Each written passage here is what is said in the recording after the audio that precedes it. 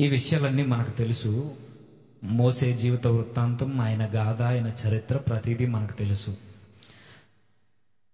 అన్నీ తెలిసిన కొన్ని విషయాలు మనం టూకీగా ఆలోచన చేసుకుంటూ ఆయన జీవితం ఎక్కడైతే దేవుడు పిలిచాడో అక్కడి నుండి ఆలోచిస్తూ మన జీవితాల్లో మనం పిలువబడిన పిలుపుకు తగినట్టుగా ఎలా ప్రవర్తించాలో కొద్ది నిమిషాలు ఆలోచన చేద్దాం. ఎందుకు ఈ మాటలు అవసరం అనంటే, ఈరోజు రక్షింపబడిన ప్రతి విశ్వాసికి దేవుని సేవలో ఎదగాలి అనే ఒక ఆలోచన, ఒక తృష్ణ ఖచ్చితంగా ఉంటుంది. నిజముగా దేవునితో కనెక్ట్ అయి ఉన్న వ్యక్తి, ప్రభుతో సహవాసంలో ఉన్న ప్రతి వ్యక్తి, స్త్రీ పురుషులు, వారు దేవునికి ఎప్పుడైతే అర్పించుకున్నారో, అంకిత భావంతో వారు ఎప్పుడైతే దేవుని సన్నిధిలో ఆయనతో కనెక్ట్ అయ్యారో, వారికి అనిపిస్తుంటుంది, నేను దేవుని సేవలో ఉపయోగపడాలి, నేను ఏదో ఒక పాత్ర దేవుని సంఘంలో పోషించాలి, నేను కూడా భక్తుల వలె లేదా విశ్వాసుల వలె దేవుని కొరకు శ్రమపడుతున్న సువార్థికుల వలె ఎంతో కొంత నేను కూడా దేవుని పని చేయాలనే ఆలోచన సామాన్యంగా అందరికీ ఉంటుంది. ఈ ఆలోచన లేకపోతే అది వేరే విషయం. రక్షింపబడిన విశ్వాసి మాత్రం ఊరకే నిలుచుండి చూడలేడు, ఏదో ఒక కార్యం చేయాలనుకుంటాడు. అయితే బాధాకరమైన సంగతి, మనకి ఎంత ఆసక్తి ఉన్నా, ఎంత ఇంట్రెస్ట్ ఉన్నా, మనం చేయాలనుకున్న పని ఆసక్తితో కూడి జ్ఞానానుసారమైన మనకి కొన్నిసార్లు అవకాశాలు దొరకవు. దేవుని పని చేయాలని తృష్ణ మనలో ఉంటుంది, కానీ కొన్ని ఆటంకాలను బట్టి, పరిస్థితులను బట్టి, మన జీవితాల్లో జరుగుతున్న శోధనా కాల గందరగోళ పరిస్థితుల్లో దేవుని పరిచర్యలో వస్తున్న అవకాశాలని సరిగా ఉపయోగించుకోలేము. కొన్నిసార్లు మనకు అవకాశాలే రావు. అప్పుడు అనిపిస్తుంటుంది, అందరూ దేవుని కొరకు కష్టపడుతున్నారు, నేను ఇంత నిజాయితీగా ఉన్నా, నేను ఏ తప్పు చేయకుండా యథార్థంగా ఉన్నా, దేవుడు అనుకున్న విలువలు తూచా తప్పకుండా పాటిస్తున్నా, నన్నెందుకు దేవుడు హెచ్చించట్లేదు అని ఆలోచనలో పడి ఉన్న ఆలోచన మర్చిపోయి ఇప్పుడు ఈ పబ్లిసిటీ కొరకు ఈరోజు దారులు ఎతికే పరిస్థితుల్లోనికి క్రిస్టియానిటీ యువత చేరుకుంది. అర్థమవుతుందో లేదో నా మాటలో? మనకి పరిచర్య చేయాలని ఆలోచన ఉన్నప్పుడు నేను కూడా సమాజంలో దేవుడు పోషించమన్న పాత్ర నేను పోషిస్తూ ఒక మంచి నాయకుడిగా, మంచి సువార్థికుడిగా, ఒక మంచి పెద్దగా, ఒక మంచి విశ్వాసిగా, ఒక సాటి అయిన సహోదరునిగా ఒక మంచి పాత్ర నేను పోషించాలనే ఆలోచనలో మనకు ఆ ఆలోచనలు కలుగుతున్నప్పుడు మనకి కొన్నిసార్లు మార్గాలు తెరవబడవు. మీరు ఆలోచన చేశారో లేదో తెలియదు, కానీ కొంతమంది, లేదా ఎవరిని ఉద్దేశించి అనట్లేదు, ఈ ఆలోచన ఉంటుంది ఏమని, నేను కూడా పలానా వ్యక్తిలా ఉండాలి, పలానా వ్యక్తిలా నేను కూడా మాట్లాడాలి, పలానా వ్యక్తిలా నేను సేవ చేయాలి, నేను కూడా కష్టపడాలి, పని చేయాలి. ఏదో ఒక మోటివేషన్తో దేవుని పని చేయాలనుకుంటాం, కానీ కొంతమందికి అవకాశాలు దొరకవు. ఈ అవకాశాలు దొరకకపోయేసరికి, లేదా దారులన్నీ మూసుకుపోయి మనం మాట్లాడుతున్నా, ఎంత కష్టపడి చెబుతున్నా, ఎంత కష్టపడి పని చేసినా దానికి ఫలితం ప్రజల నుండి రాకపోయేసరికి, దానికి ఫలితం యూట్యూబ్లో వ్యూస్ కనబడకపోయేసరికి మనం అనుకుంటాం, నిరుత్సాహపడిపోయి, ఇలా అయితే దేవుని దృష్టిలో నేను లేనా అనే ఒక సందిగ్ధంలోనికి వెళ్ళిపోతాం. అదే సమయంలో లేదు నేను ఎన్నుకున్న మార్గం తప్పు, ఇది కాదు, పబ్లిసిటీ పెరగాలని, పబ్లిసిటీ పెరగడమే పరిచర్య పెరుగుతున్నది, లేదా పరిచర్య డెవలప్ అయింది, దేవునికి నచ్చుతుంది అనుకునే మార్గాల్లోనికి పోయి ఈరోజు పిచ్చిగా యూట్యూబ్ల మీద, సోషల్ మీడియాలో వారి హవాను చూపించుకునేవారు ఎక్కువయ్యారు. వారిని కూడా నేనేమనట్లేదు, సామాన్యంగా మనుషులు కనిపించే ఆలోచన ఇది. ఏమనిపిస్తుంది, నేను ఇంత కష్టపడుతున్నాను కానీ నాకు రిజల్ట్ లేదు, ఫలితం లేదు, ఇప్పుడు నేను ఏం చేయాలి? కొత్త పద్ధతులను ఎన్నుకోవాలి. కొత్త పద్ధతులు ఏంటి? అది పరిచర్య. ఆ కొత్త పద్ధతిలో కొన్ని పద్ధతులు మనకు తెలుసు. ఈ సోషల్ మీడియాను ఉపయోగించుకోండి, మంచిదే. లేదంటే కొందరు వ్యక్తులతో సహవాసంలోనికి వెళ్ళి ఆ వ్యక్తుల ద్వారా ఇంకా ఫేమ్ సంపాదించడం మంచిదే, కాదనట్లేదు. కానీ మనం ఎన్ని ప్రయత్నాలు చేయండి, ఆ గ్రోత్ అనేది ఈరోజు మనలో కనబడట్లేదు అనే టైంలో మనకు వస్తుంటుంది. పిచ్చి ఆలోచనలు వస్తే ఈ పిచ్చి ఆలోచనలో దేవునికి నచ్చని కార్యాలు కూడా చేస్తాం, దేవుని సేవ అనుకుని. ఇప్పుడు ఇలాంటి మన జీవితాల్లో రాకూడదు అని అంటే దేవుడు హెచ్చించే సమయం ఒకటి ఉంటుంది. నిన్ను కావచ్చు, నన్ను కావచ్చు, ఎవరినైనా దేవుడు ఎత్తి పట్టుకునే సమయం ఒకటి ఉంటుంది. ఆ సమయం ఎప్పుడు వస్తుందో మనకు తెలియాలి. ఆ సమయం వచ్చే టైంకి అంతకు ముందు ఎలాంటి పరిస్థితులు మనం అనుభవిస్తామో కూడా మనకు తెలియాలి. ఒక విషయాన్ని గుర్తుపెట్టుకోండి, మనకు ఆసక్తి ఉంటే సరిపోదు, ఆ ఆసక్తి జ్ఞానానుసారం కావాలి. ఆ జ్ఞానానుసారమైన ఆసక్తి దేవుడు హెచ్చించే సమయం వరకు నిరీక్షణ కలిగి ఎదురు చూసేదై ఉండాలి. అర్థమవుతుందా? దేవుడు ప్రతి ఒక్కరిని ఎన్నుకుంటాడు, కానీ ఎవరిని ఏ టైంలో ఆయన నిలబెట్టాలో, ఎవరిని ఏ టైంలో ఆయన వాడుకోవాలో, ఎవరిని ఏ టైంలో ఆయన హెచ్చించాలో ఆయనకు ప్రతిదీ తెలుసు. ఆ టైం వరకు మనం చేయాల్సిన పని ఏంటో మనకి ఈరోజు అర్థం కావాలి. అదే సమయంలో దేవుని పరిచర్య చేయాలనే ఆలోచన మనకున్న కుటుంబ పరిస్థితులను బట్టి చేయలేని వారు ఉంటారు.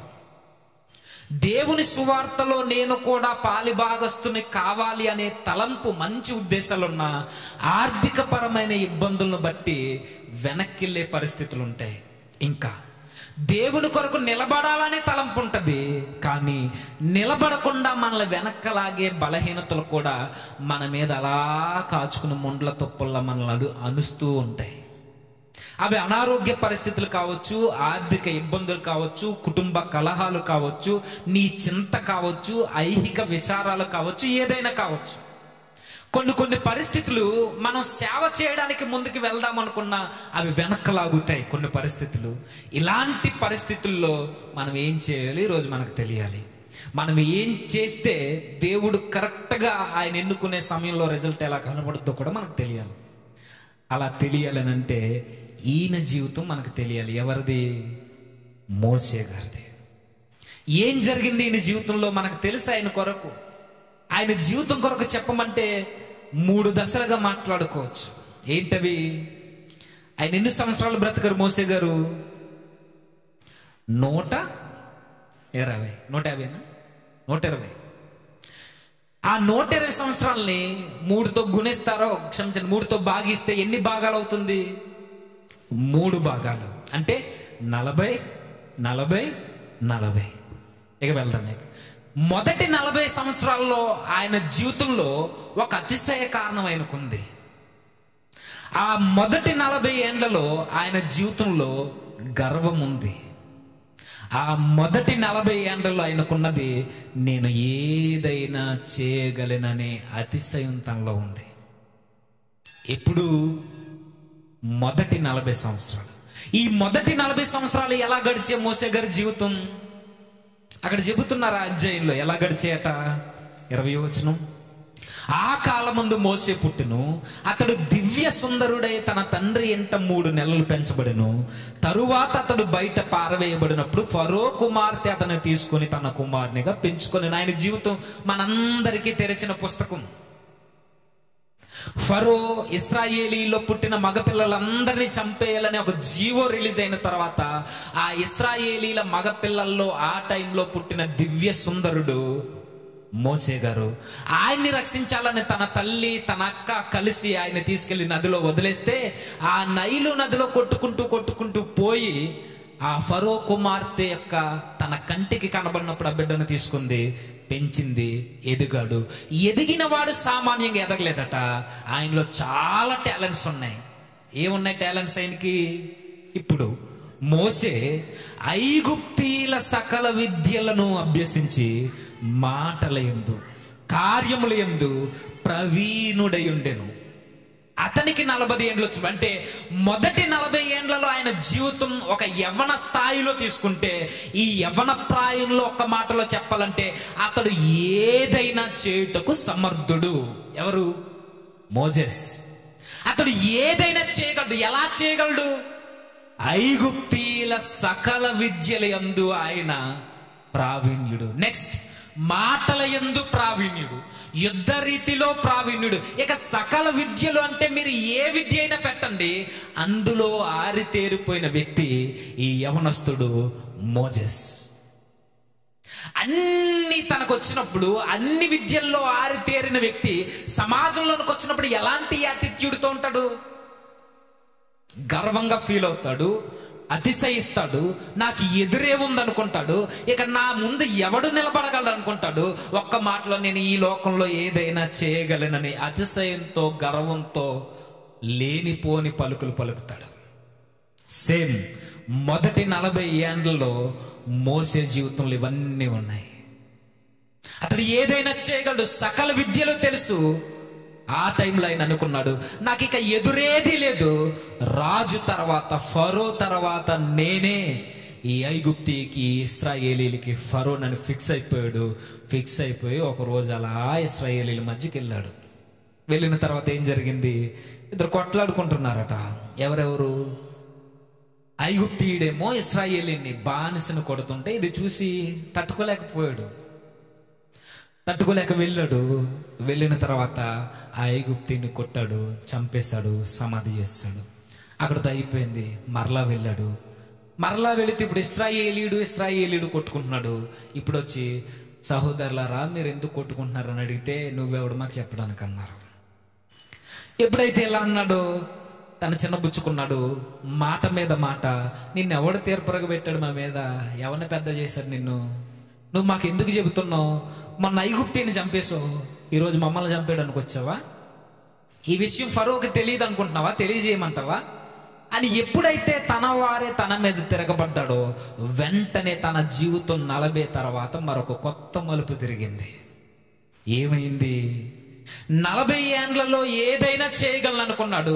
ఆ ఏదైనా చేయగలను అనుకున్న ఈయన ఇశ్రాయేలీలకు విముక్తి ప్రసాదించేది నేనే అని ఫిక్స్ అయ్యి, దేవుడు పిలవక ముందే తన స్వయుక్తి చేత లేదా తన సొంత జ్ఞానం చేత, బలము చేత, సకల విద్యలలో ఆయనకున్న ప్రావీణ్యత చేత ఈ ఇశ్రాయేలీలకి విముక్తిని కలిగించాలనుకున్నాడు. అయిందా? అవ్వలేదు. అవ్వకపోగా తన జీవితం కొత్త మలుపు తిరిగింది. ఏమైంది? అప్పటి వరకు రాజభోగాలు అనుభవిస్తూ ఏ ఎదురు లేకుండా అన్ని విధాల జనులందరి మీద అధికారిగా ఉన్న ఈ మోజెస్ ఇక గొర్రెలకు అధికారి అయ్యాడు. ఇక ఏమైంది? ఎప్పుడైతే ఇశ్రాయేలీలు తిరగబడ్డారో అక్కడి నుంచి ఒకటే పరుగు పరిగెట్టుకుని పోయాడు మిద్యాను అరణ్యానికి. వెళ్ళిన ఈయన ఇక సకల విద్యలందు ప్రావీణ్యత ఇంకెక్కడ కనపరుస్తాడు? గొర్రెల దగ్గర. అదే తన జీవితం అయింది. ఇప్పుడు ఐగుప్తీలందరూ తన హర్షించే విధంగా ఉండే ఈయన జీవితం ఒకానొక రోజుకి ఐగుప్తీలందరూ అసహించుకునే జీవితం అయింది. ఎలా?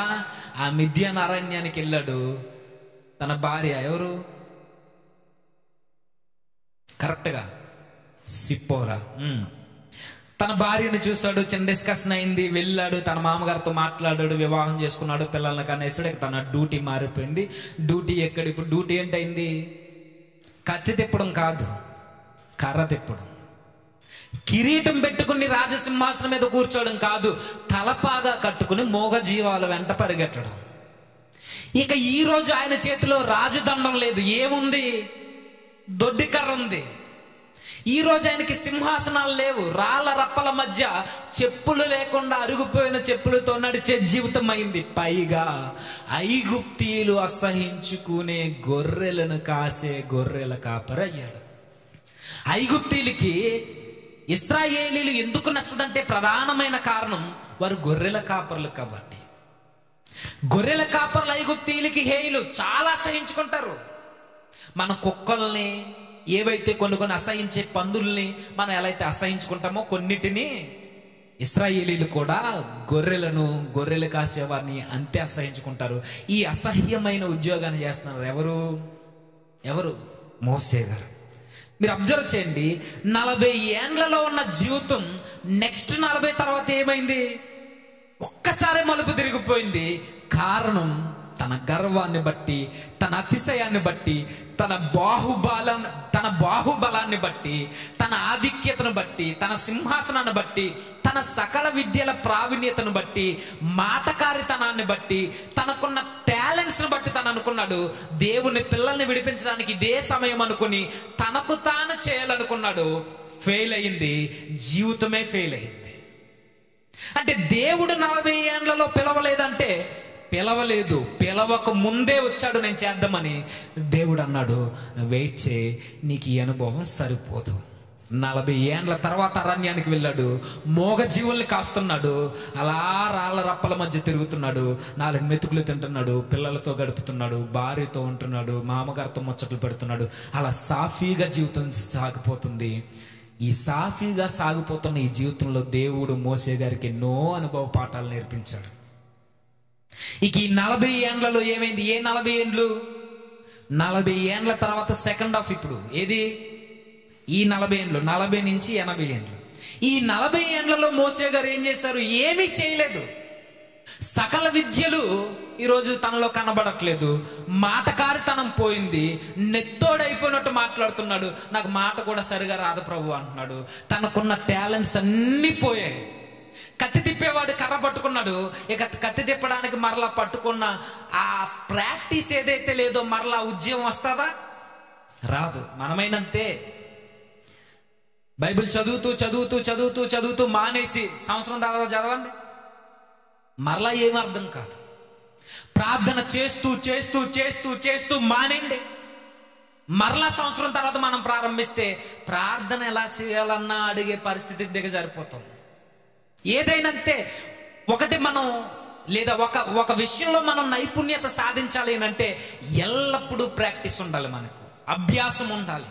మనం ఎప్పుడు ప్రాక్టీస్ చేస్తామో అది అలా దానిలో డెవలప్మెంట్ కనపడుతుంది, నైపుణ్యత కనబడుతుంది, క్వాలిటీ కనబడుతుంది.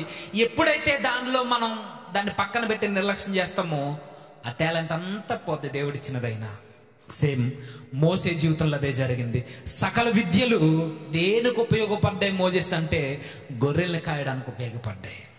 నీకున్న మాటకారితనం దేనికి ఉపయోగపడింది మోజెస్ అంటే ఆ మాటలతో గొర్రెలతో ఏమైనా మాట్లాడగలరా? ఏమైనా మాట్లాడగలరా? ఏం మాట్లాడతాడు గొర్రెల దగ్గర? ఏమని పిలుస్తారు చెప్పండి? ఏమని పిలుస్తారు?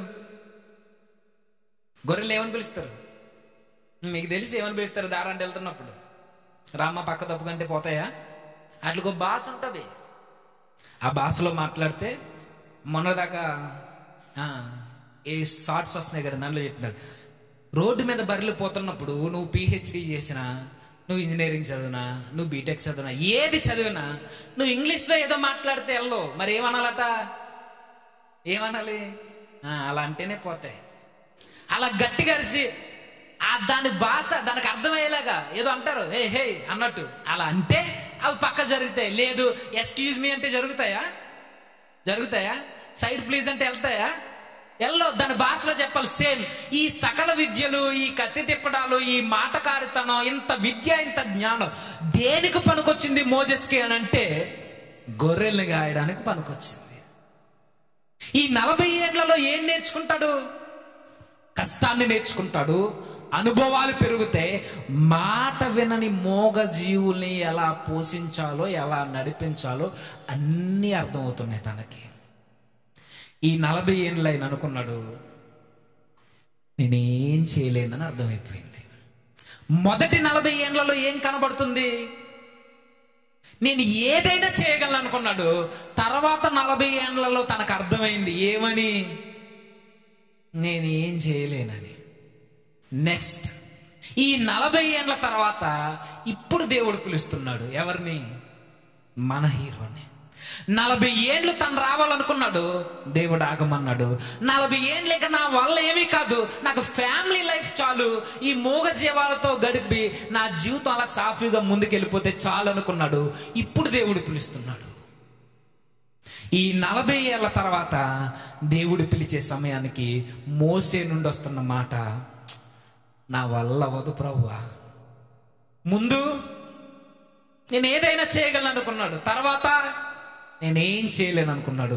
ఇప్పుడు 3వ స్టేజ్లో తన నోట నుండి వస్తుంది, నా వల్ల ఏమీ కాదు కానీ నాకు అర్థమవుతుంది సమస్తము నీ వల్ల అవుద్ది. 40 ఏండ్లు, మొదటి 40 ఏండ్లో నేను ఏదైనా చేయాలనుకున్నాడు, ఏం చేయలేకపోయాడు. తర్వాత 40 ఏండ్లలో తను అనుకున్నాడు నా వల్ల ఏమీ కాదని నిరుత్సాహపడిపోయాడు, అలా కుదేలైపోయాడు. ఆ అనుభవాల్లో నుంచి దేవుడు పిలిచినప్పుడు అంటున్నాడు, నా వల్ల ఏమీ కాదు కానీ ప్రభువా, నా మాట నన్ను ఎవరిని మార్చదు, నా క్రియలు నా విద్యలు ఏమీ చేయలేవు, ఇక నా వల్ల ఏమీ కాదు. కానీ నాకు అర్థమైపోయింది ఇప్పుడు తర్వాత 40 ఏళ్లలో నేనేమీ చేయలేను కానీ నువ్వేదైనా చేయగలవు, నువ్వు ఏదైనా చేయగలవని తనకి ఎప్పుడు అర్థమైంది? దేవుడు పిలిచిన తర్వాత, పనిలో నిలబెట్టిన తర్వాత 10 సంవత్సరాలలో లేదా కొన్ని సంవత్సరాలలో, కొన్ని దినాలలో మోసే గారి చేత ప్రభు కార్యాలు జరిగించిన తర్వాత తనకు అర్థమైంది, నేను చేతగానోన్ని, నువ్వు సమర్థుడివి. ఈ వర్షాన్ని నేను తీసుకురాలేను, నేను చేతగానోన్ని, నువ్వు సమర్థుడివి. నా చేతికర్రని నేను పాము చేయలేను, నేను అసమర్థుడిని, నువ్వు సమర్థుడివి. నేను చెయ్యలా పెట్టుకుంటే కుష్టి రావడం, తీస్తే కుష్టి పోవడం ఇది నా వల్ల కాదు. ఇది సకల విద్యలలో ఏ విద్యలోనూ లేదు. నా వల్ల కానిది నీ వల్ల అవుతుంది. ఎప్పుడు అర్థమైంది ఈ మాటలన్నీ మోసే గారికి? జీవితంలో దెబ్బలన్నీ తిన్న తర్వాత, తన విద్యలు టాలెంట్స్ అన్ని పోయిన తర్వాత, అన్ని విధాల ద్వారాలు మూసుకుపోయినప్పుడు, తన వారే తనకు శత్రువులు అయ్యాక, ఒంటరి జీవితాన్ని ఎక్కడో పొరుగురులో మిద్యానీయుల మధ్య, అన్యుల మధ్య బ్రతుకుతున్నప్పుడు, ఒంటరిగా కొండ గుహల్లో తిరుగుతున్నప్పుడు తనకు అర్థమైంది నా వల్ల ఏమీ కాదు కానీ ప్రభువా, నమ్మకమైన దేవా నువ్వు పిలిచో నాకు అర్థమైంది, నీకు సమస్తము సాధ్యము నాకు అర్థమైంది. ఎర్ర సముద్రాన్ని పాయలు చేయడం నా వల్ల అవుద్దా? అనుకుంటాడా? అనుకుంటాడు. ఎర్ర సముద్రం పాయలు చేయడం నా వల్ల కాదు, కానీ నువ్వు నాకు తోడుంటే ఎర్ర సముద్రం పాయలవుతుంది. ఈ తేలిని రప్పించడం, ఈ కప్పల్ని రప్పించడం, ఈ చేపల్ని, ఈ క్షమించండి ఆ నైలు నదిని ఎండిపోయేలా చేసి ఎర్రటి నీరుగా మార్చడం, పేలుని రప్పించడం, తుఫాన్లు రప్పించడం, ఆ మగ సంతానం మీదకి సంహారక దూతను రప్పించడం నా వల్ల కాదు, నీ వల్ల అవుద్ది. ఈ 3 స్టేజ్లు మీరు ఆలోచన చేయండి, ముగిస్తాను. ఇక మొదట్లో అనుకున్నాడు నేను ఏమైనా చేయగలనని, తర్వాత అనుకున్నాడు నా వల్ల ఏమీ కాదని, మూడోసారి తనకు అర్థమైపోయింది ఈ 40 ఏళ్లలో నా వల్ల కాదు కానీ ప్రభువా నీ వల్ల వద్దని అర్థమైంది. ఇప్పుడు విషయం ఏంటంటే, మోసే గారికి ఆసక్తి ఉంది. ఎప్పుడు? మొదటి 40 ఏళ్లలో. దేవుడు పిలిచాడా? పిలవలేదు. తర్వాత 40 సంవత్సరాలలో ఆసక్తి లేదు, కానీ దేవుడు తనకు అనుభవాలు అరణ్యంలో నేర్పిస్తూ దేవుడే పిలిచాడు. మీరు అబ్జర్వ్ చేయండి, 40 ఏండ్లు మోసే జీవితంలో నిశ్శబ్ద కాలం అది. అవునా? 40 ఏండ్లు అసమర్థుడైపోయాడు. 40 ఏండ్లు ఐగుప్తులకి ఏమైనా ఉద్యోగం చేశాడు. 40 ఏండ్లు చేతకానుడయ్యాడు. 40 ఏండ్లు తనకున్న టాలెంట్స్ అన్ని పోయాయి. 40 ఏండ్లు తన జనాంగానికి దూరంగా బ్రతుకాడు. 40 ఏండ్లు తనని పెంచిన తల్లికి దూరంగా బ్రతుకాడు. 40 ఏండ్లు దిక్కు మొక్కు లేక అరణ్యంలో ఎండకి వానకి తడుస్తూ ఎండుతూ ఆ మోగ జీవాలతో సహవాసం ఉంటూ ఒంటరిగా ముండ్ల తుప్పల మధ్య తిరిగాడు. తన జీవితంలో నిశ్శబ్ద కాలం, చీకటి కాలం ఏదైనా ఉంది అంటే అది 40 ఏండ్లు. ఈ 40 ఏండ్లు ఎన్నో ఇబ్బందులు పడ్డాడు. అన్ని విధాల తన విద్యలన్నీ సమసిపోయాయి. కానీ ఈ 40 ఏండ్లలో నేను అనుకుంటాను సకల విద్యలలో ఆయన ప్రావీణ్యత పోయినా, ఈ 40 ఏండ్లలో అనుభవాల ద్వారా మహోన్నతుని విద్య నెరిగిన వాడు మోజెస్. 40 ఏండ్లలో అనుభవాల ద్వారా జీవితం అంటే ఏంటో అర్థమైంది. 40 ఏండ్ల తర్వాత సకల విద్యలు పక్కకి వెళ్ళాయి, మహోన్నతుని విద్య తన జీవితంలోనికి వచ్చింది. ఎప్పుడైతే మహోన్నతుని పిలుపు, ఆయన విద్య తన జీవితంలోనికి వచ్చాయో, తన జీవితాన్ని మీరు అబ్జర్వ్ చేయండి. 40 ఏళ్ళకి ముందు, 40 ఏళ్ళ తర్వాత ఏమైంది? ఏమవడం ఏంటి? ఆయన పిలిచిన తర్వాత ఎప్పుడైతే నా వల్ల కాదు, నేను ఏమీ కాను, నేను నిస్సహాయుణ్ణి, చేతకాను అనేది తనకు అర్థమైపోయిందో, నువ్వు చేతకాను వాడువే మోసే, కానీ నేను నీకు తోడుంటే నీకు కూడా సమస్తము సాధ్యమని తనకు తెలియజేయడానికి పిలిచాడు. పిలిచిన తర్వాత నిశ్శబ్ద కాలం తర్వాత తన జీవితంలో జరిగిన మార్పు అంతా ఇంత కాదు. మొదటి 40 ఏండ్లలో ప్రజలు మెచ్చుకున్నారేమో, మొదటి 40 ఏండ్లలో జనాంగం ఉందేమో వెనకాల మోసే గొప్పోడని చెప్పడానికి. కానీ ఈ చివరి 40 ఏండ్లలో, నిశ్శబ్ద కాలం తర్వాత చివరి 40 ఏండ్లలో ఆయన జీవితం ఎప్పటికీ చెరిగిపోని ఒక చరిత్ర. ఎప్పటికీ ఈ క్రిస్టియానిటీ ఉన్నంత కాలం, ప్రభు వచ్చేంత కాలం, ఈ భూమి సమస్య పోయేంత కాలం మోజెస్ కొరకు మాట్లాడకుండా ఏ దైవజనుడు తన జీవితాన్ని ముగించలేడు. ఎంత గొప్పగా మారింది ఆ నిశ్శబ్ద కాలం తర్వాత. ఆ కాలాన్ని నేను ఎందుకు చెప్తున్నాను మీకు అర్థం కాదు. నిశ్శబ్ద కాలం తర్వాత, 40 ఏండ్ల అనుభవాల తర్వాత, ఆ చీకటి కాలం తరువాత ఆయన జీవితం వేరే. గొర్రెల కాపరి ఇక ఇశ్రాయేలీలకి నాయకుడయ్యాడు. గొర్రెల కాపరి ఏ చేతికర్ర పట్టుకుని తిరిగాడో అదే చేతికర్ర ఎర్ర సముద్రాన్ని పాయలు చేయడానికి కారణంగా నిలబడ్డది. ఏ అరిగిపోయిన చెప్పులు వేసుకుని తిరుగుతున్నాడో ఆ అరిగిపోయిన చెప్పులు పక్కన పెట్టి దేవుని సన్నిధిలోనికి తన నడకను ప్రారంభించడానికి తనకు ద్వారాలు తెరిచాయి. అన్ని విధాలు మీరు అబ్జర్వ్ చేయండి. అతను నా వల్ల కాదనుకున్నప్పుడు తన సైలెంట్ గా ఉండడం ప్రారంభిస్తే దేవుడు పిలవడం స్టార్ట్ చేశాడు. మనం ఎప్పుడైతే ఆయన తెరవనప్పుడు మార్గాల కోసం మనం గింజుకుంటామో దేవుడు మనల్ని వాడుకోడు. దేవుడు మనల్ని పిలిచేంత వరకు మనం చేయాల్సింది సైలెంట్ అవ్వడమే.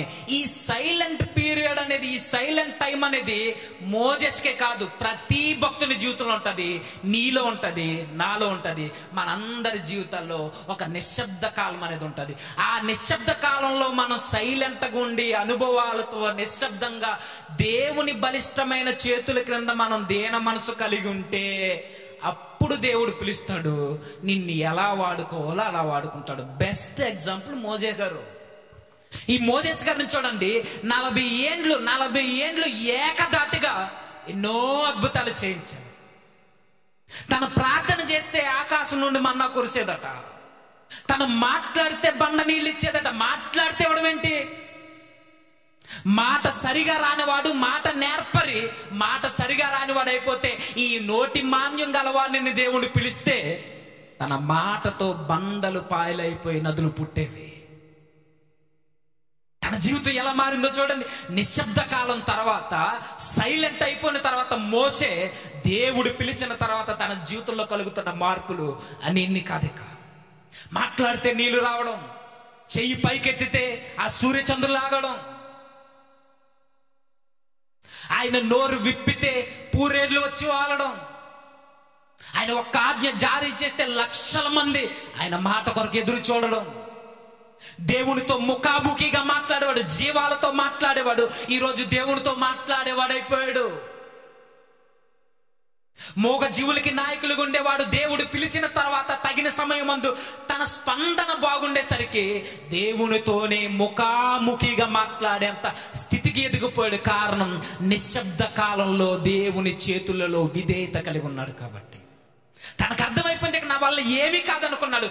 ఎప్పుడైతే నా వల్ల ఏమీ కాదని నువ్వు అనుకుంటావో నీ వల్ల ప్రతి కార్యం చేయించడానికి దేవుడు నీకు తోడుగా ఉంటాడు. కానీ మనం అనుకోం, నేను ఏదైనా చేయగలను, నేను ఎలా అయినా వెళ్ళగలను, ఏం చేసైనా సరే నేను ఏదో ఒకటి చేయాలని. మోసే గారుల మొదటి 40 ఏండ్లలో ప్రయత్నించినట్టు మనం ప్రయత్నిస్తే అది దేవునికి నచ్చుతుంది. ఈ నిశ్శబ్ద కాలం నీ జీవితంలో ఉంటుంది, నా జీవితంలో ఉంటుంది. అప్పటి వరకు మనం వెయిట్ చేయాలి.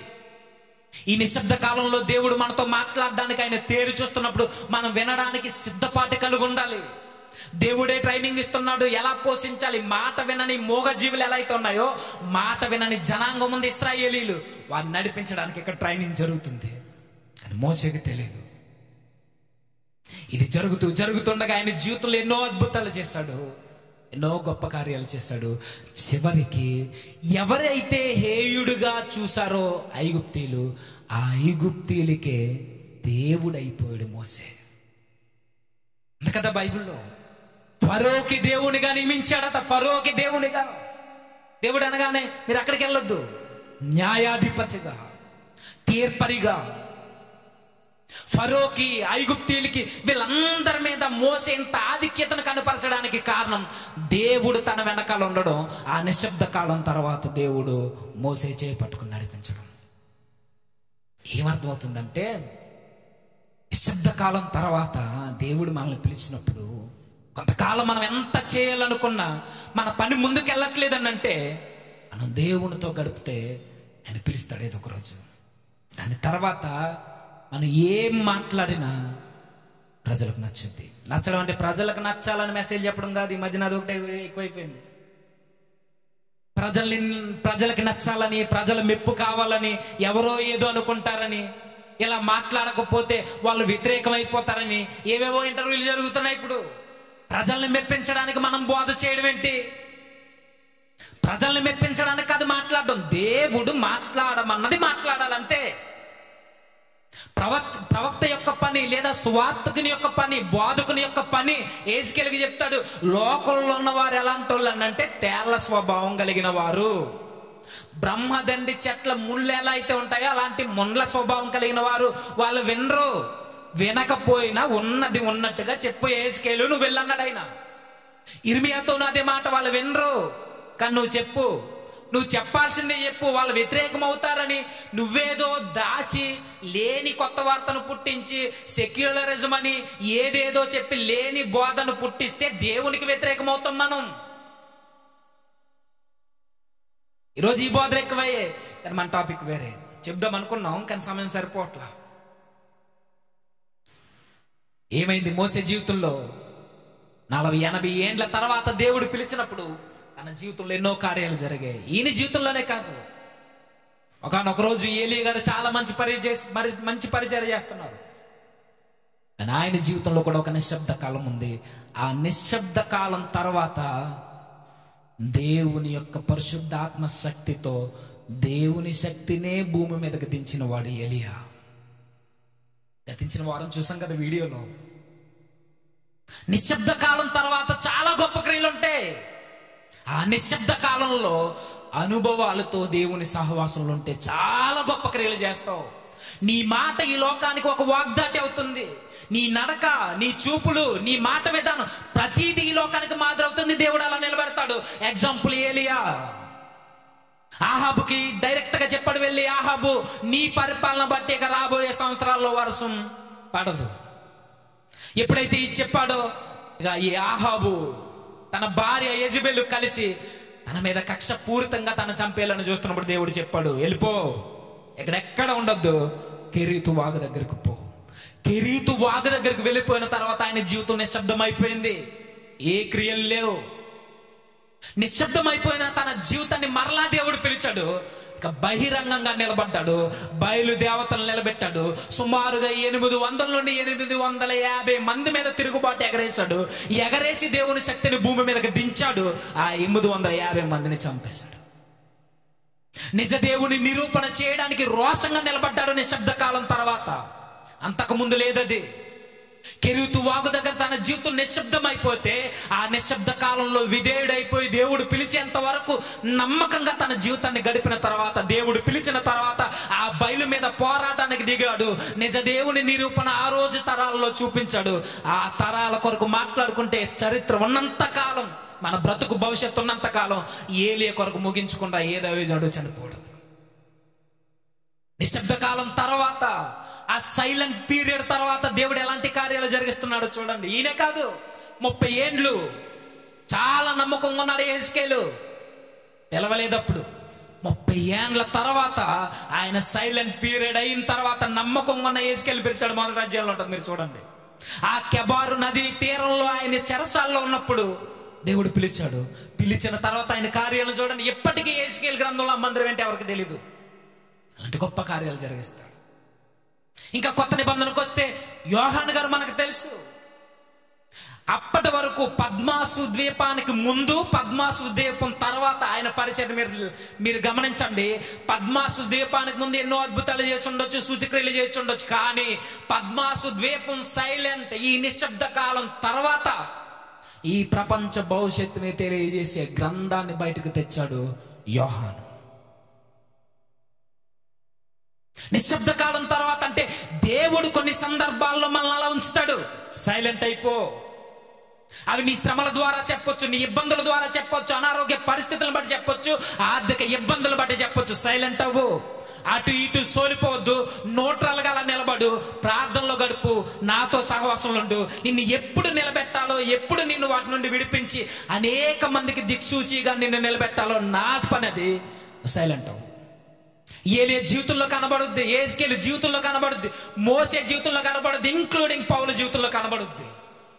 బాప్తిస్మం పొందిన తర్వాత 3 ఏండ్లు సైలెంట్ అయిపోయాడు పౌలు గారు. 3 ఏండ్లు అరేబియా ప్రాంతానికి పోయి 3 సంవత్సరాలు ఆయన ఎక్కడ నోరు మెదపలేదు. మనం అనుకుంటాం బాప్తిస్మం పొందిన తర్వాత శిష్యుల దగ్గరికి వెళ్ళాడు, సువార్త చేశాడు, సమాజ మందిరాల్లో బోధించాడని. లేదు అలా బైబిల్లో.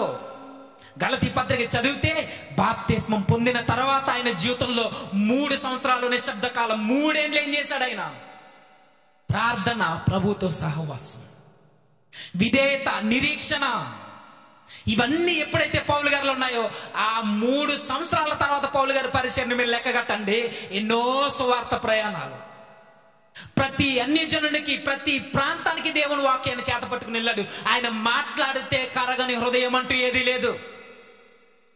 మంత్ర విద్య గల వాళ్ళు మారారు, గ్రీకు తత్వవేత్తలు మారారు, స్తోయికులు, ఎపికురియస్, ఎవరైనా మారాల్సిందే, మారారు. ఆఖరికి విగ్రహారాధనకి నిలయమైన ఎథెన్సు ప్రాంతం కూడా ఆయన వైపు చూడాల్సి వచ్చింది. నిశ్శబ్ద కాలం తర్వాత మనం కంగారు పడొద్దు, మనం తొందరపడొద్దు.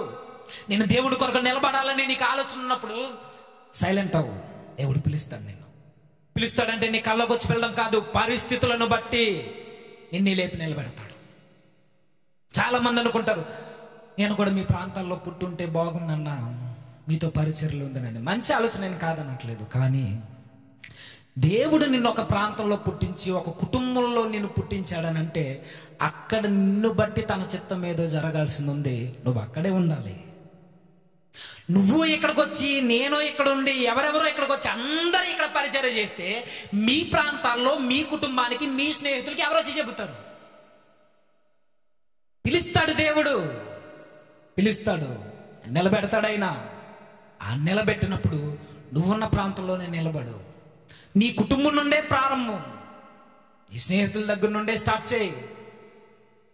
కానీ అంతకుముందు మనం చేయాల్సింది ప్రార్థన, సహవాసం, బైబిల్ చదవడం. పౌలు గారు ఏం చేశారంటే బైబిల్ పండితులు చెప్తారు. గలతీ పత్రిక చూడండి ఒకసారి. గలతీ పత్రిక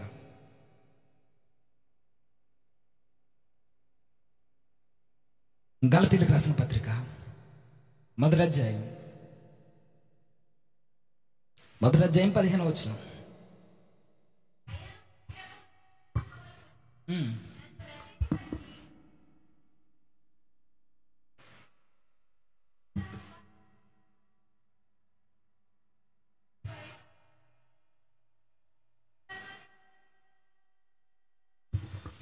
చదవండి. 16వ వచనం. ఆయనను నా యందు బయలుపరపను అనుగ్రహించినప్పుడు మనుష్య మాత్రులతో నేను సంప్రదించలేదు. నాకంటే ముందుగా అపోస్తులైన వారి యొద్దకు యెరూషలేమునకైనను వెళ్ళలేదు, కానీ వెంటనే అరేబియా దేశంలోనికి వెళ్ళి తిని పిమ్మట దమస్కు పట్టణంనకు తిరిగి వచ్చి తిని అటుపైన 3 సంవత్సరములైన తర్వాత మనకు అపోస్తుల కార్యంలో 9వ అధ్యాయంలో కనబడుతుంది. ఏమని? అననీయ తనకు బాప్తిస్మం ఇచ్చిన తర్వాత భోజనం చేసి శిష్యులను కలుసుకున్నట్టు కనబడుతుంది. కానీ గలతీ పత్రికలో ఆయన చెబుతున్నాడు 3 సంవత్సరాల దాకా నేను అరేబియా ప్రాంతంలో ఉన్నాను అన్నాడు. ఈ 3 సంవత్సరాలు ఏం చేసి ఉంటాడు? ఆయన ప్రభువుతో సహవాసంలో ఉంటాడు. ప్రభువు కొరకు ప్రార్థన చేస్తూ, ఆయన పిలుపు కొరకు, లేదా ఆయన ఏ టైంలో ఎక్కడికి పంపిస్తున్నాడో దాని కొరకు వెయిట్ చేస్తూ ఉండాలి. లేఖనాల మీద పట్టు కొరకు, ఆ పాత నిబంధన ప్రవచనాలను అర్థం చేసుకుంటూ ఈ నూతన మార్గాన్ని ప్రజల మధ్యకి, అన్యుల మధ్యకి ఎలా తీసుకువెళ్ళాలని ప్రభువుతో పెనుగులాట్లు ఉండాలి. చాలా మంది పండితులు అన్నమాట 3 ఏండ్లు ఆయన ప్రభు యొక్క సహవాసంలో నిశ్శబ్ద కాలంలో మిగిలిపోయాడు. ఆయన ఆ 3 ఏండ్ల తర్వాత తన పరిచర్యను చూడండి. ఎక్కడికెళ్ళి మాట్లాడిన ప్రతి ఒక్కరు దేవుని వైపు చూసేవాళ్ళే. ఎవరితో మాట్లాడినా మంత్ర విద్య చేసేవాళ్ళు మారిపోయారంటే ఈయన ప్రసంగాలు ఎలా ఉండుంటాయి చెప్పండి. ఆయన ఎలా మాట్లాడేవాడో తెలుసా? ఆయన మాట్లాడితే తెరలు లేవేమో కానీ ఆ రోజుల్లో ప్రభు యొక్క శిలువ త్యాగం మాత్రం తెర మీద కనబడేది వాళ్ళ కళ్ళ ముందు. ఆ రోజు టీవీస్ లేకపోవచ్చు, ఏమీ లేకపోవచ్చు, కానీ ఆయన మాటల ద్వారా ఆయన చూడని, కల్లారా చూడని ప్రతి మనిషికి క్రీస్తు యొక్క ప్రభు త్యాగాన్ని అలా ప్రదర్శనగా చూపించేవాడు. ఇదే గలతీ పత్రిక చెబుతాడు 3వ అధ్యాయంలో. ఆయన మాట్లాడితే ఇదిగో సిలువ వేయబడిన వాడైనట్టుగా యేసుక్రీస్తు మీ కన్నుల ఎదుట ప్రదర్శింపబడెను. ఆయన మాట్లాడితే ప్రభు యొక్క కదలికలు కనబడేవి. నిశ్శబ్ద కాలం తర్వాత ఆయన మాట్లాడితే ప్రతి ఒక్క హృదయం చలించేది. ఎవరో ఎఫెసీ ప్రాంతంలో, యూరప్ ప్రాంతంలో వ్యాపారం చేసుకుంటున్న లూదియా మారింది. చతుర్థాధిపతి అయిన ఆ సైనికుడు మారిపోయాడు. శతాధిపతులు మారేవారు, సైనికులు మారేవారు, ఖైదీలు మారేవారు. ఎందరు మారారండి అంటే దేవుడితో సహవాసంలో ఉండి ఆయన హెచ్చించే సమయం కొరకు మనం వెయిట్ చేస్తే మన ప్రతి మాట ప్రతి హృదయాన్ని తాకుతుంది.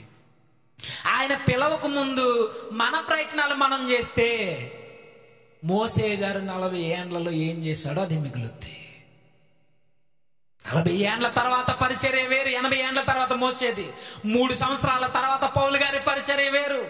ఆ కెరీతు వాగు తర్వాత ఏలియా గారి పరిచర్య విధానం వేరు. ఆ కెబారు నదీ తీరం తర్వాత దేవుడు పిలిచిన తర్వాత యేజుగలి గారి మాట విధానం వేరు. ఇర్మియా జీవిత విధానం వేరు. ఆ పద్మాసు ద్వీపం తర్వాత ఎప్పటికీ ప్రకటన గ్రంథం చెప్పాలంటే తలలు బీక్కోవలసిందే. పరిపూర్ణమైన వివరణ ఏ బోధకులు చెప్పగలరు చెప్పండి? భవిష్యత్తు కొరకు యోహాను గారు రాసిన పద్మాసు ద్వీపంలో రాయబడిన ఈ గ్రంథం 90 ఏండ్ల తర్వాత, ముసలోడైపోయిన తర్వాత, విడుదల తర్వాత ఆ గ్రంథాన్ని గురించి వివరించాలంటే ఎప్పటికీ దాన్ని చదవాలంటేనే భయం. ఏం తప్పులు చెబుతామా అని. అంటే మన జీవితంలో మనం గమనించాల్సింది, దేవుడు కొన్ని సందర్భాల్లో మనం అలా ఉంచుతాడు. ఎందుకు ఉంచుతాడు అంటే, అలా మూసి ఎందుకు నన్ను ఉంచుతున్నాడు, ఎందుకు సమాజంలో నన్ను పంపించట్లేదంటే, యెషయా గారు చాలా మంచి విషయం రాశారండి. సందర్భం వేరే, ఇశ్రాయేలు కొరకు, యాకోబు కొరకు, క్రీస్తు కొరకు రాయబడిన ప్రవచన రూపంలో ఉన్న సందర్భమైనా మనకు కావాల్సినది. 49వ అధ్యాయం, యెషయా గ్రంథం 49వ అధ్యాయం, యెషయా గ్రంథం 49వ అధ్యాయం మొదటి వచనం నుంచి.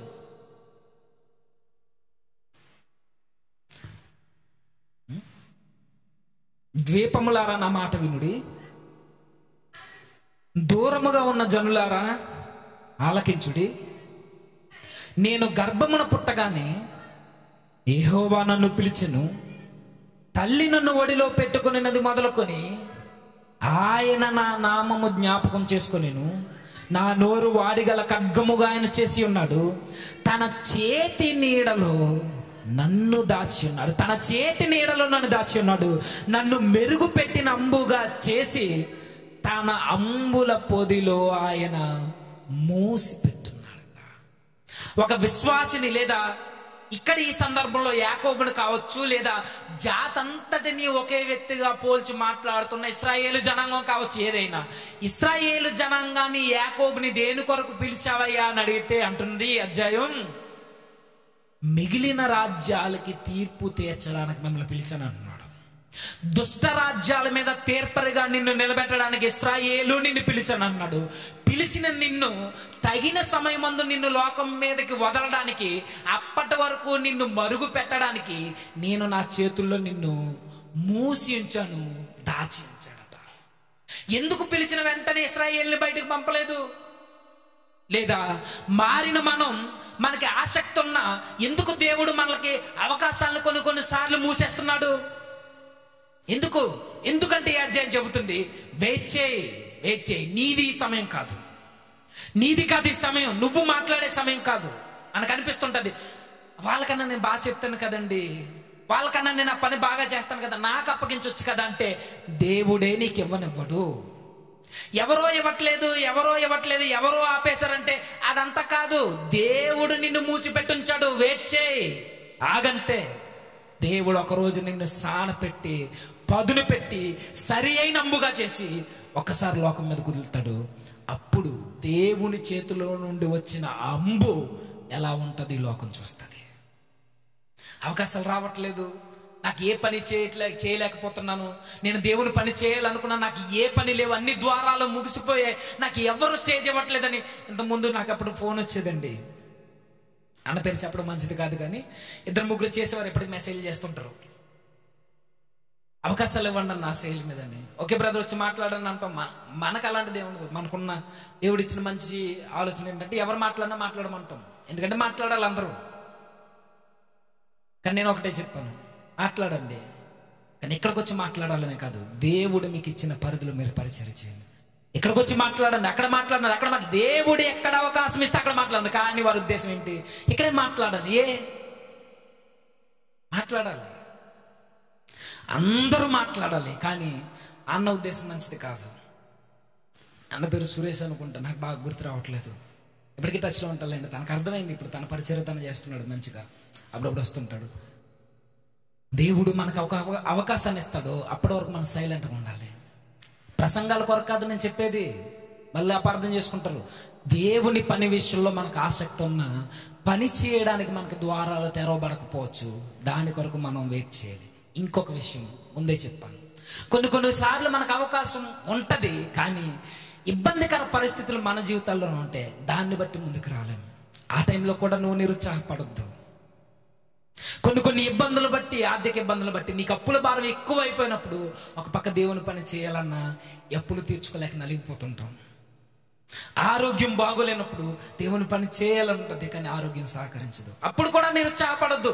వెయిట్ చేయి. నువ్వు ఎంత వెయిట్ చేస్తావో దేవుడు ఒకసారి నిలబెడతాడు. ఆ టైంలో ఒక మోసే మరలా నువ్వులో కనబడతాడు, ఆ టైంలో మరలా ఏలియా కనబడతాడు, ఆ టైంలో మరలా యోహాను కనబడతాడు. అప్పటి వరకు మనం దేవుని బలిష్టమైన చేతుల క్రింద అణిగి మణిగి దేన మనసుతో ఉండాలి. కానీ ఉందా అంటే ఈరోజు మనుషుల్ని సంపాదించుకోవడానికి ఈరోజు పబ్లిసిటీ పిచ్చితో ఏవేవో కొత్త పద్ధతులతో ఈరోజు పనులు ప్రారంభిస్తుంది. ఈరోజు చూసానండి, నాలో కచ్చిపులు ఇచ్చేవారు పరిశుద్ధాత్మ ఉందని.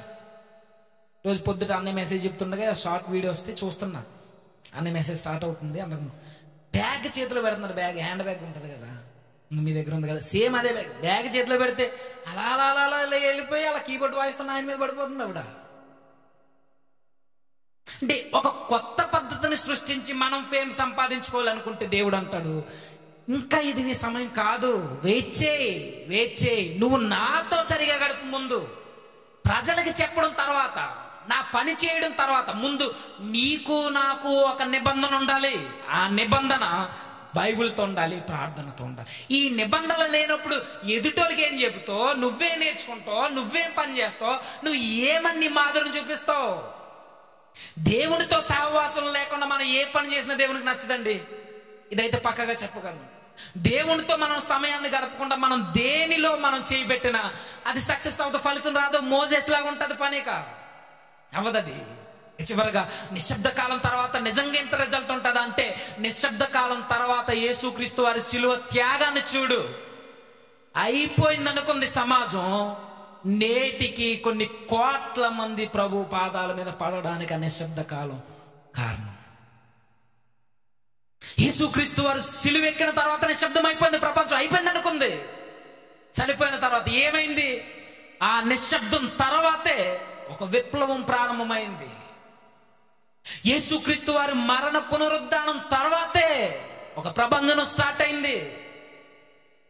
మన జీవితాల్లో కొన్ని శ్రమలను బట్టి నిశ్శబ్దం అయిపోతే ఏం భయపడొద్దు. నీ పరిస్థితులు నీకు అడ్డుకట్టలు వేస్తున్నప్పుడు, దేవుని పరిచర్య చేయాలని ఆసక్తి ఉన్నా నీకు పరిస్థితులు సహకరించినప్పుడు, నిశ్శబ్దం అయిపోయినప్పుడు నువ్వేం బాధపడొద్దు. దేవుడు పిలుస్తాడు, దేవుడు నిలబెడతాడు. అప్పటి వరకు వెయిట్ చేయి. ఈ వెయిట్ చేసే ఈ సైలెంట్ పీరియడ్ లో మనం చేయాల్సింది ప్రార్థన సహవాసం ప్రభుతో. ఇదుంటే ఒకరోజు నిలబెడతాడు. అందరికీ దేవుడు మనల్ని ఒక దిక్సూచిగా నిలబెడతాడు. అందరూ నిన్ను చూడాలంతే. ఎప్పటికీ యేసుక్రీస్తు వారి నిశ్శబ్దం తర్వాత ప్రతి కన్ను ఆయన వైపు చూడాల్సిందే, ప్రతి మోకాలు ఆయన నామాన్ని వంగాల్సిందే.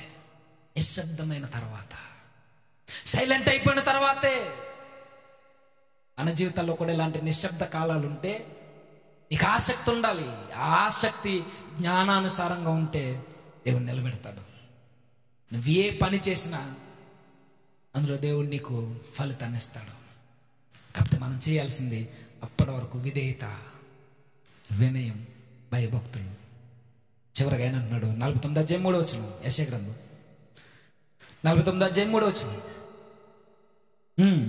ఇశ్రాయేలు నీవు నా సేవకుడవు, నీలో నన్ను మహిమ పరుచుకొనేదను అని ఆయన నాతో చెప్పాను. నిన్నెందుకు మూసుంచానంటే ఇంతకాలం, ఒకానొక రోజు ఈ లోకం మీదకు నిన్ను వదులుతాను, నిన్ను బట్టి నేను మహిమ పొందుకుంటాను. అప్పటి వరకు నువ్వు సైలెంట్గా ఉండు, నా చేతుల కింద అలా ఉండు. అప్పటి వరకు అలా ఉండు. ఇశ్రాయేలు నువ్వు నా సేవకుడివి, నేనే నిన్ను పిలిచాను, నీలో నన్ను మహిమ పరుచుకుంటాను. అప్పటి వరకు వెయిట్ చేయి. నిన్ను బట్టి దేవుడు మహిమ పొందాలన్నా, నన్ను బట్టి దేవుడు మహిమ పొందాలన్నా, దేవుని చేతుల్లో మనం అణిగి మణిగిన వారముగా ఉండాలి. ఆయన చేత పదును పెట్టబడిన వారం ఉండాలి. తన చేతి నీడలో దాక్కుని ఉండాలి. తన మెరుగు పెట్టిన అంబుగా బయటికి రావాలి. వచ్చినప్పుడు దేవుడు మనల్ని బట్టి ఈ లోకంలో ఆయన మహిమను పొందుకుంటాడు. ఇంతకన్నా ఏం కావాలి మన జీవితాన్ని బట్టి?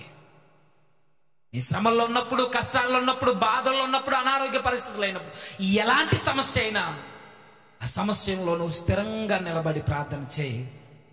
ఆయన నిన్ను సాన పెట్టడం మొదలు పెడతాడు. శ్రమల ద్వారా, కష్టాల ద్వారానే నీకు అనుభవాలు నేర్పిస్తాడు. గొర్రెల ద్వారా ఆ కొండల మధ్య మోసే గారికి నేర్పించినట్టు, నీ శ్రమల ద్వారానే, నీ ఇబ్బందుల ద్వారానే, నీ కన్నీటి ద్వారానే నిన్ను అంబుల్లో లేదా ఆయన చేతి నీడలో నిన్ను దాచి పదును పెట్టిన అంబుగా రెడీ చేస్తాడు. ఆ కష్టాల ద్వారా వెయిట్ చేయి. ఆ శ్రమల్లో నువ్వు సనగొద్దు, కష్టాల్లో నువ్వు ఏడొద్దు. ఏదైనా ప్రభు దగ్గరికి వెళ్ళి, ప్రభు నా పరిస్థితి ఇదని చెప్పు. దేవుడు వాటన్నిటి నుండి విడుదల చేస్తాడు. సాన పెట్టి ఒకనొక రోజు నేను ఒక అంబుల పొదులో నుండి బయటకు వదిలిన బాణంలో వస్తావు. ప్రతి హృదయాన్ని గెలుచుకుంటావు దేవునిలో. అప్పటి వరకు మనం చేయాల్సింది ఆయన చేతుల్లో మనం తగ్గిపోయి ఉండాలి. ఆయన చేతి నీడలో మనం దాక్కుని ఉండాలి. ఆయన పిలిచేంత వరకు నమ్మకంగా క్యారెక్టర్ని కాపాడుకుంటూ ఉండాలి. అలా ఉంటారని ఆశిస్తూ ఈ మాటలు ముగిస్తున్నాను. తల వంచండి, ప్రార్థన చేద్దాం.